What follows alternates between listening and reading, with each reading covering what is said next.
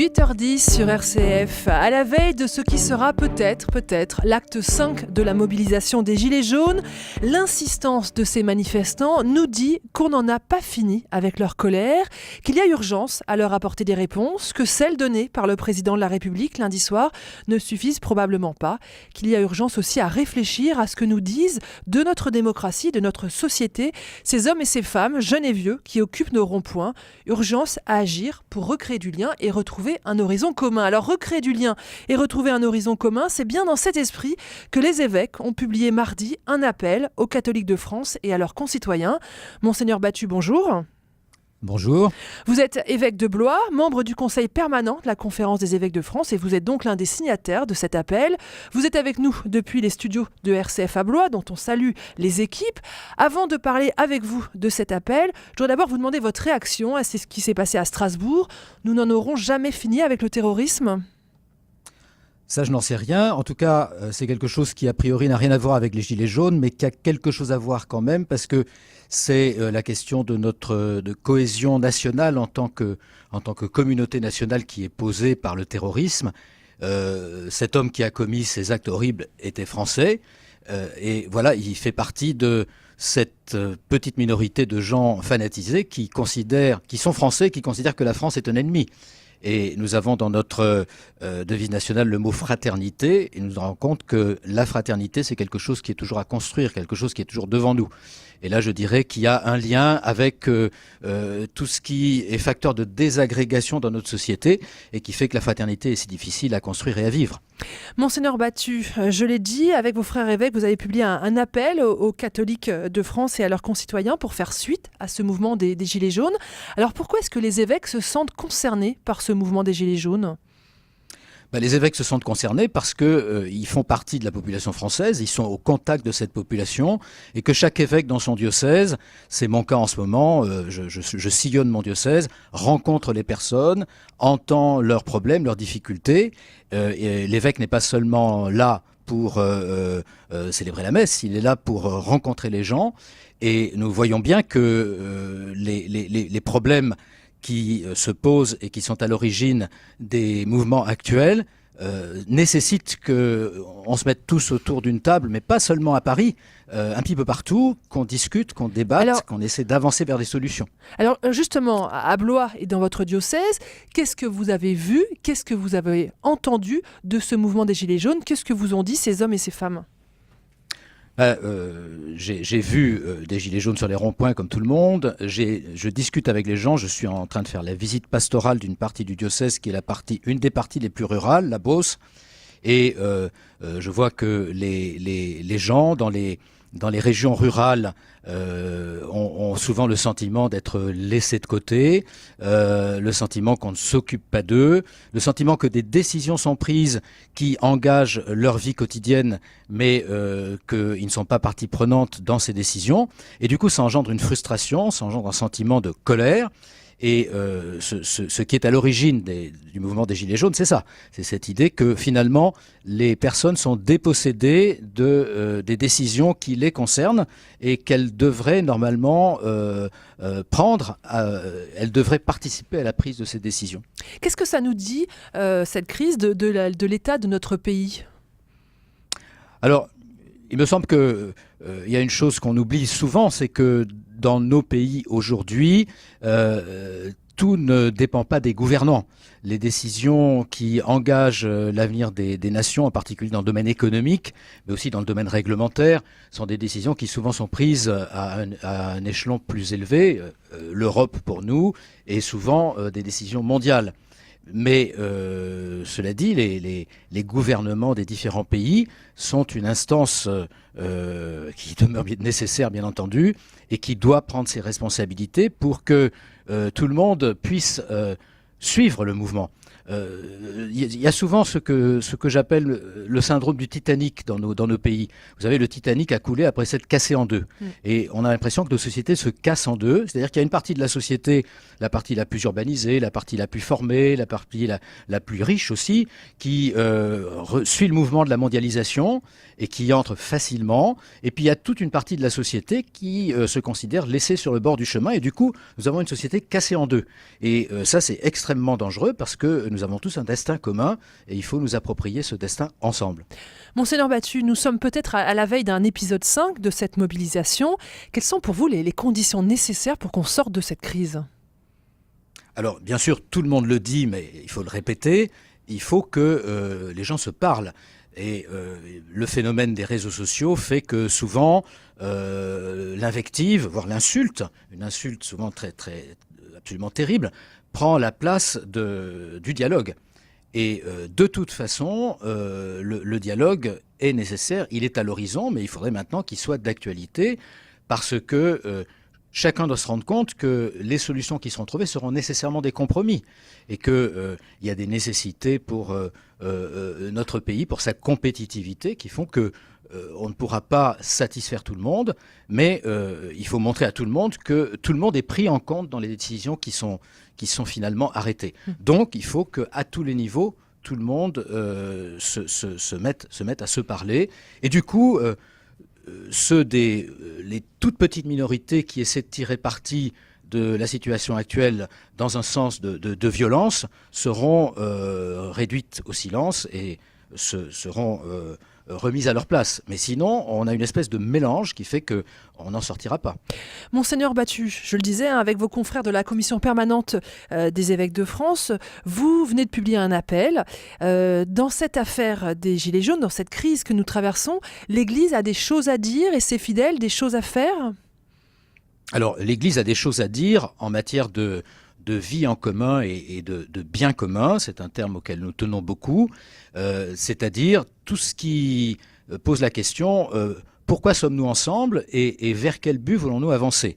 Et comme l'Église est au service du développement des personnes dans toutes leurs dimensions, la dimension spirituelle, la dimension humaine, l'Église a une doctrine sociale, comme on l'appelle, c'est-à-dire un enseignement sur les questions de société. Et l'Église, en l'occurrence, ne veut pas se mettre dans une chaire et faire une conférence. Elle veut simplement être un lieu dans lequel les personnes peuvent se rencontrer, se parler, croyants ou incroyants. Et il se trouve que nous avons à notre disposition des moyens pour le faire, puisque nous avons des milliers de paroisses dans tout le territoire, répartis sur tout le territoire, qui sont des lieux où les gens se rencontrent déjà pour la prière, la liturgie, les différents mouvements, la solidarité, et des lieux où d'autres personnes peuvent converger pour participer à ce débat qui maintenant est si nécessaire. Monseigneur Battu, l'Église doit jouer la carte de la proximité ? Oui, exactement. L'appel des évêques du Conseil permanent n'est pas une sorte d'encyclique que nous diffuserions, mais c'est une invitation dans tous les lieux où l'Église est implantée à ouvrir les portes et à dire aux gens, voilà, nous sommes là, nous sommes vos concitoyens, nous pouvons parler ensemble, eh bien faisons-le. Et ensuite, faisons remonter le fruit de ce que nous aurons réfléchi ensemble vers les élus, de telle sorte qu'il puisse y avoir pour eux une réaction de la base dont ils peuvent se servir ensuite pour les décisions qu'ils auront à prendre. Monseigneur Battu, on dit beaucoup que nos églises se vident. Là, c'est un appel à les remplir d'une façon différente ? Bah écoutez, je ne sais pas si elles se vident, ça dépend des lieux. Il y a des lieux également où la démographie, tout simplement, fait que les personnes sont vieillissantes parce que les jeunes sont tout simplement absents. Ils ne sont pas simplement absents à l'église, ils sont absents dans la société environnante. Mais ce dont je suis sûr, c'est que l'église reste un repère très important pour nos concitoyens. L'église bâtiment au cœur du village, l'église aussi en tant que lieu où les gens, qu'ils y aillent ou non, voient qu'un certain nombre de personnes vont à la messe dominicale, vont prier, et ils savent que là, il se passe quelque chose et que là, il y a des gens qui viennent. Et donc, il y a une vocation naturelle qui, dans l'histoire chrétienne, a souvent été assumée de rassemblement, pas pour faire du recrutement, mais pour mettre à la disposition de tous ce dont nous disposons. L'Église a un rôle social plus... Bien sûr que l'Église a un rôle social, elle l'a toujours eu. Nous avons, j'ai cité les paroisses, mais nous avons l'enseignement catholique qui est un élément très important, voilà, de l'éducation dans dans notre pays.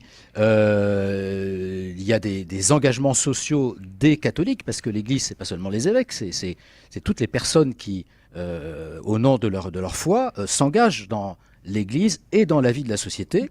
Et ces catholiques ont des engagements dans la solidarité, des engagements dans le syndicalisme, des engagements de toutes sortes. Et donc, si vous voulez, ce devoir de l'Église de s'impliquer dans la vie de la société se transmet, se manifeste à tous les niveaux. Monseigneur Battu, vous appelez dans ce texte à renforcer la mission des paroisses, à faire d'elles bien plus que des lieux de prière, mais des espaces pour faire grandir la fraternité. Vous n'avez pas peur d'effrayer certains de vos fidèles qui pourraient vous reprocher de faire de la politique et de déformer la mission des paroisses ? Écoutez, de toute façon, préconiser quelque chose, c'est prendre des risques. Il y a des personnes pour lesquelles la paroisse est un lieu de prière et ne doit être que ça. Or, elle n'a jamais été que ça.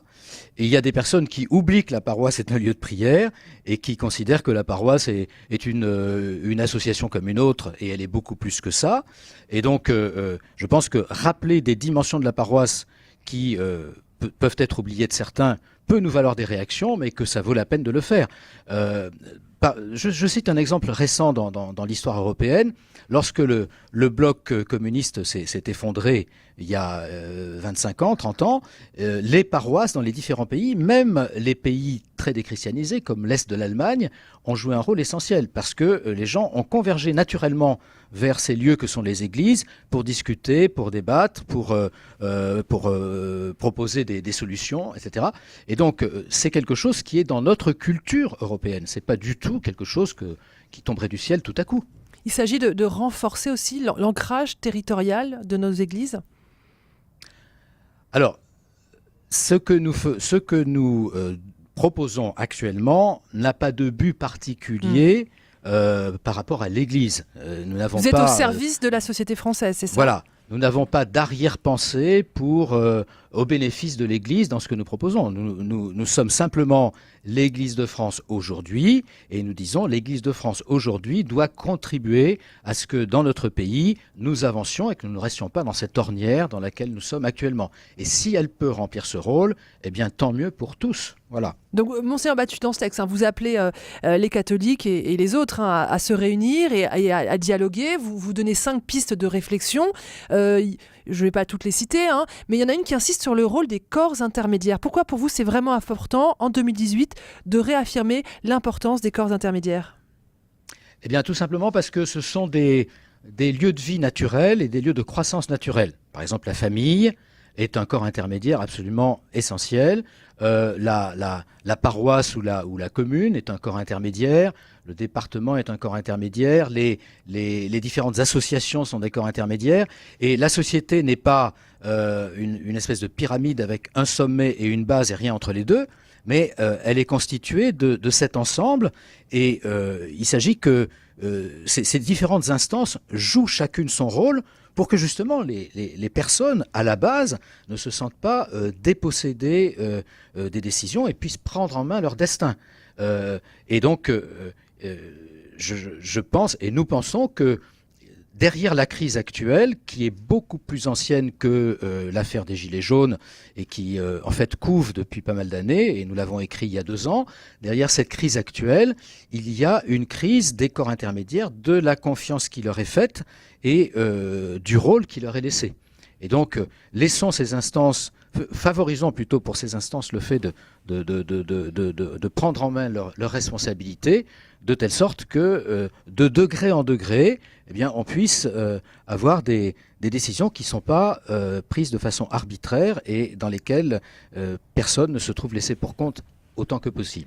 Monseigneur Battu, la dernière piste de réflexion que vous indiquez à ceux qui voudraient suivre votre démarche, c'est l'importance de réflechir aux raisons d'espérer. Alors pour vous, aujourd'hui, quelles sont les raisons d'espérer dans la France de 2018, cette fin d'année 2018 ?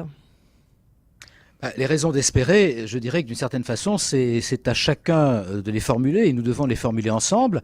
Mais déjà, si on pose la question des raisons d'espérer, ça veut dire qu'on ne se concentre pas seulement sur soi. Nous sommes dans une société très individualiste à certains égards, mais qu'on essaie de regarder ensemble vers l'avenir. Et puis on ne peut regarder vers l'avenir que si on se demande de quoi on est les héritiers et qu'est-ce qu'on a envie de transmettre à ceux qui viendront après nous. Et bon, par exemple, on parle beaucoup d'écologie en ce moment. Bon, il ne sert à rien de se désoler des phénomènes qui affectent notre planète, comme on dit, si nous ne retroussons pas les manches en nous disant mais nous ne sommes pas pris dans une espèce de fatalité, nous avons la capacité de faire des choses et il faut que nous les fassions maintenant. Et donc, réfléchissons ensemble à ce que nous allons faire. Donc voilà, les raisons d'espérer, c'est pas une réflexion intellectuelle, c'est un agir commun. Mais ça suppose quand même de se dire, finalement, qu'est-ce que nous voulons bâtir ensemble ? Vers quel but commun nous dirigeons-nous ? Et c'est ça qu'il y a derrière le terme bien commun que l'Église utilise souvent. Merci beaucoup, Monseigneur Battu, d'avoir été le grand invité de la matinale RCF. Je rappelle que vous êtes l'évêque de Blois. J'en profite pour annoncer que dimanche soir, de 20h à 22h, édition spéciale, les auditeurs pourront s'exprimer sur ce mouvement.